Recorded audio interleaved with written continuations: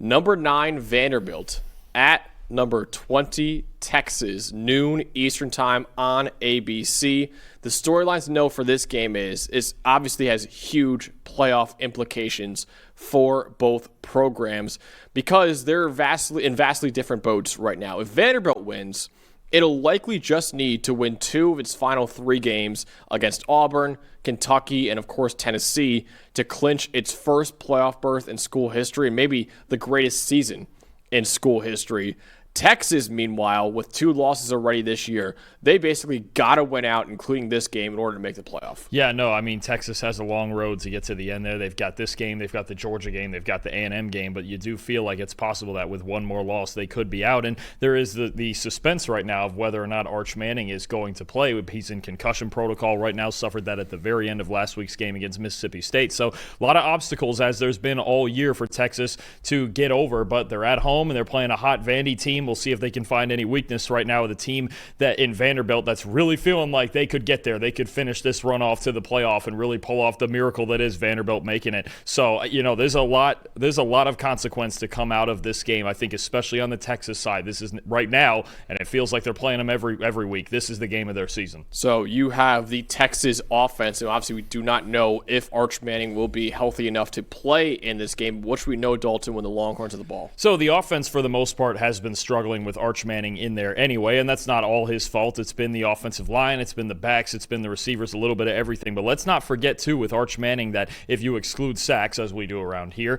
Arch Manning is their leading rusher, and they really need these running backs to step up, whether that's Trey Wisner or C.J. Baxter or Jarrett Gibson, whoever that may be. Texas running backs this year, Max, 98th in the country in rushing grade, 123rd in yards per carry, and 106th in explosive runs. It's going to be hard to beat this Vanderbilt team who likes to control the ball and control time of possession. It's going to be hard to beat them if you're Texas, if you can't run the football and you're one-dimensional, and especially if you've got Matthew Caldwell starting in place of Manning, who was making his first start since last year. I think you're really looking at an offensive situation that could get tough again for Texas. They need to find a way to run the football. That's the biggest thing to me, whether they have Manning out there or not. And it's going to be tough because Vanderbilt, they just played a very good game in run defense against Missouri. They're 24th in the nation in run defense grade. Langston Patterson and the rest of the guys in that front 7 are really aggressive. They fly to the football. They make plays on the ball. They don't miss that many tackles. I think you're looking at a Texas situation where maybe, again, it's their defense. Now, last week, got into a weird shootout against Mississippi State, but for the most part for Texas, it's been defensive slugfest. They may have to make that a thing again this week, but they need to find a way to run the ball with their backs. It's been maybe the most underwhelming part of it, and part of that is the run blocking hasn't been consistent, but the fact that they need to get one of Wisner or Baxter or even Jarrett Gibson going is going to be big in this game. If they can't run the football and Vanderbilt can, I would get very worried about it. Yeah, I have kind of a similar matchup on my side of the ball for Vanderbilt. I'm looking at, can Vanderbilt's offensive line hold up against what's been an elite Texas front 7 right now? So obviously Texas had a lot of offensive issues this year Dalton just dove into that have kind of kept this team from being a national title contender like we thought they would be preseason.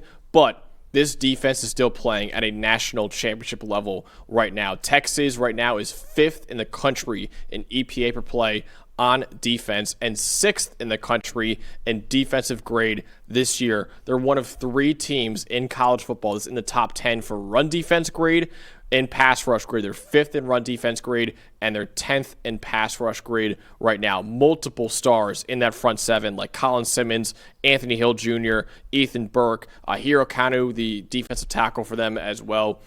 Vanderbilt's very talented offensively, skill position-wise. Obviously, quarterback Tua Diego Pavia is a top Heisman candidate right now, but the Commodores are not as strong with their offensive line. Right now, the 8th lowest graded offensive line in the Power 4 this season, with the 5th worst team pass blocking grade in the Power 4 as well. And they're only average in the run game, too, with the 62nd best run blocking grade in the country.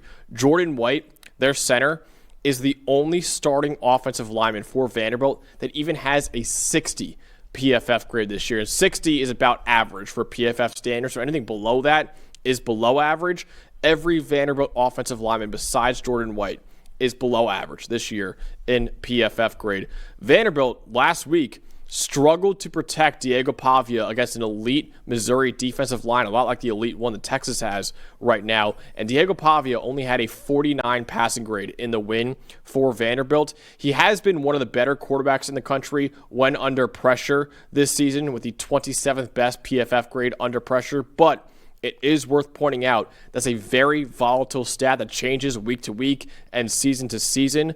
So the Commodores may have to hope that Diego Pavia has more magic under pressure in this game. Yeah, and they didn't make any big plays really against Texas last year, right? And obviously last year's Texas team was better than this one, but still a very good defense you're dealing with. In last year's game, Vanderbilt only had one play that gained at least 20 yards against Texas. It eventually was a 27-24 win for the Longhorns. So creating a handful of big plays just to make the difference against this Texas team. And then as Mississippi State and Kentucky found out the last couple weeks, finishing them off in the fourth quarter, right? Because Texas, with that defense, they continue to make stops and they keep them in games. But there's going to be a lot of suspense on both sides of this, especially as we get further into the week, not knowing if Arch Manning is going to play. Definitely. All right, Dalton. So in what is maybe the biggest game of Week 10, in a game that is huge for Vanderbilt's playoff hopes and obviously could kill Texas' playoff hopes if they lose this game, who will win between Texas and Vanderbilt? I like that Vanderbilt's finding different ways to win games. And when they played Texas last year, again, it was only a 3-point loss for them. They held up pretty well. Their defense held up pretty well against a better Texas offense last year. I like the momentum that their defense has coming out of this Missouri game. I don't love the way that Texas is running the football right now, especially if they don't have Manning, who is their leading rusher, and you're relying, if he's out, on Matthew Caldwell to make his first start since last year with Texas season on the line. I think Texas defense can absolutely keep them in this game because they will keep them